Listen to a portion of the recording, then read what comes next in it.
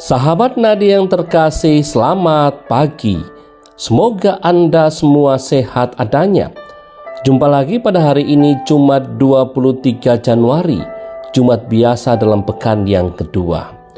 Nutrisi rohani hari ini, kita akan timba dari Injil Markus bab 3, ayat 13 sampai dengan 19. Injil hari ini mengisahkan pemilihan 12 Rasul Yesus yang dipilih untuk menyertainya dalam pewartaan Injil. Ketika Yesus memilih para muridnya, kita sering memahami bahwa Yesus sedang memilih pasukan suci untuk mewartakan Injilnya. Padahal, jika diperhatikan lebih dalam, Yesus sebenarnya memilih para muridnya sungguh dengan melibatkan sisi kemanusiaan mereka. Injil hari ini menjadi bukti nyatanya. Yesus tidak mengumpulkan orang-orang saleh dengan pola hidup yang suci. Yesus tidak juga memanggil hanya yang setia. Toh, Petrus akhirnya menyangkal Yesus dan Yudas mengkhianatinya. Yesus sengaja memanggil para muridnya untuk memberikan pemahaman tentang suatu hal yang baru.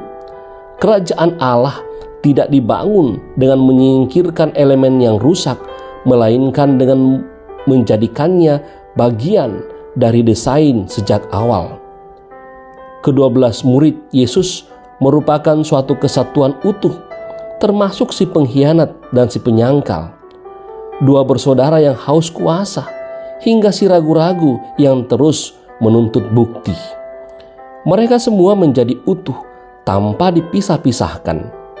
Dalam hal ini, Yesus ingin memperlihatkan bahwa keberadaan sisi gelap kita, kegagalan kita, dan segala kekurangan kita bukan merupakan suatu kesalahan yang harus disingkirkan, namun bagian dari ruang kerja Tuhan untuk menggenapi keselamatan yang direncanakannya.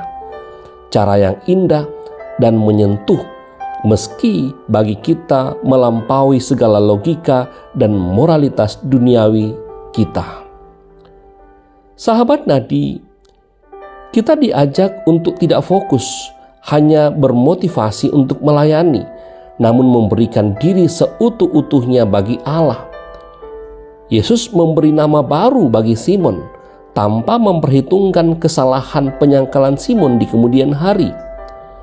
Yudas diikutsertakan dalam pelayanan, kendati orang yang sama nantinya akan mengkhianatinya. Kedua anak Zebedeus diberi nama baru, meski Yesus tahu ambisi dan hasrat mereka. Menjadi murid berarti kita harus siap kehilangan hak dalam mendefinisikan diri kita sendiri.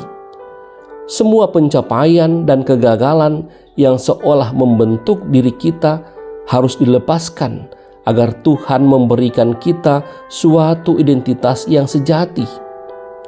Narasi hidup yang menjadi ambisi dan otonomi kita harus bersedia direlakan untuk dikarang ulang olehnya. Maka pertanyaannya bukan apa yang bisa saya lakukan bagi Tuhan, tetapi bersediakah saya melepaskan narasi hidup yang telah saya tulis sendiri untuk memberikan nama baru yang diberikan kepada saya olehnya.